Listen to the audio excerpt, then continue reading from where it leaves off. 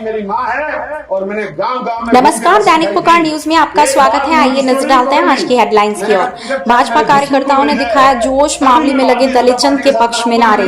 मावली के मोदी दलितचंद डांगी के लिए कार्यकर्ताओं ने लगाए नारे। अब खबर विस्तार से।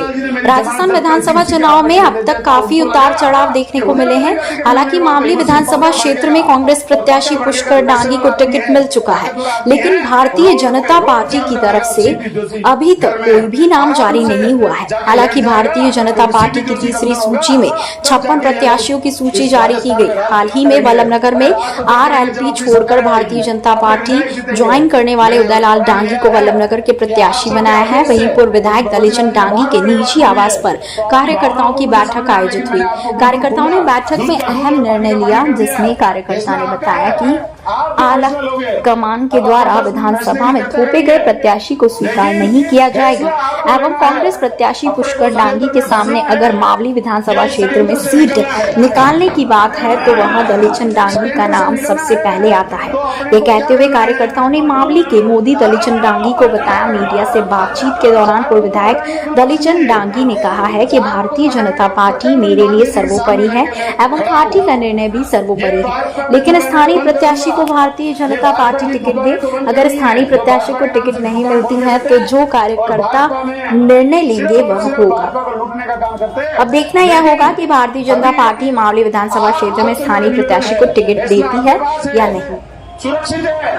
उदयलाल जी को भी एक रिक्वेस्ट करेंगे, अगर हम फैसला लेंगे तो जब भी अपन एक साथ बैठे और वो पानी लेके छोड़े हम सब कार्यकर्ता के सामने कि आगे भविष्य में कभी टिकट मिले या नहीं मिले, भाजपा को नहीं छोड़ेंगे तो फिर हम उनके साथ जाएंगे। अरे हम भाजपा मेरी माँ है, रोज कहते हैं भाजपा मेरी माँ है। इस माँ के साथ कैसे तुम अत्याचार करते हो? इस माँ को हटाने का करते हो? अगर ये माँ हार जाएगी तो हम कहीं के नहीं देंगे, ये कांग्रेस वाले में नहीं जीने देंगे।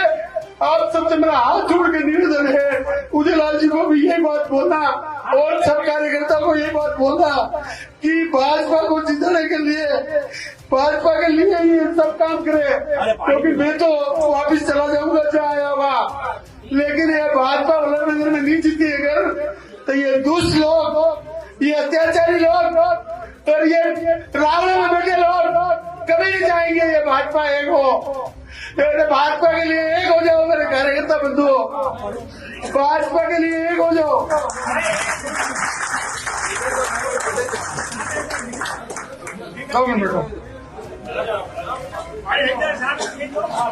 कोई घबराहट की जरूरत नहीं है। मेरी भावना को आप समझो, मेरी उम्र बहुत कम है, मैं 38 साल का हूँ, मुझे राजनीति नहीं आती है। मैं आपको कह रहा हूँ मुझे राजनीति नहीं आती है, लेकिन ये दिल की बात बता रहा हूँ। टिकट कट गया साहब, इन्होंने बहुत सारा पैसा तो मेरा उपचुनाव में खर्च करा दिया, बहुत सारा पैसा इन्होंने मेरे चुनाव के बाद भी खर्च किया आपके सामने, लेकिन मैं भाजपा को कैसे आ रहा हूँ आप बताओ, और इन षड्यंत्रकारियों के बीच में कैसे हूँ? आपसे मेरा निवेदन है, फैसला आपके पास है, फैसला आपको ही लेना है, और मैं मेरे लिए नहीं कह रहा हूँ, मेरे लिए आंसू नहीं बहा रहा हूँ। इस बार जैसी पार्टी ने मेरे जैसे सामान्य आदमी को घर से निकाल के टिकट लाके दिया और तब पूरा राजस्थान मुझे जानने लगा। और इस भाजपा के पूरे राजस्थान के सारे प्रत्याशियों से मैं कहना चाह रहा हूँ, जो बागी हो रहे हैं उनसे भी मैं एक निवेदन करना चाह रहा हूँ, ये जोड़ी फैला के ये बच्चा आपका भीख मांग रहे हैं कि ये भाजपा जैसी पार्टी को धोखा मत दो।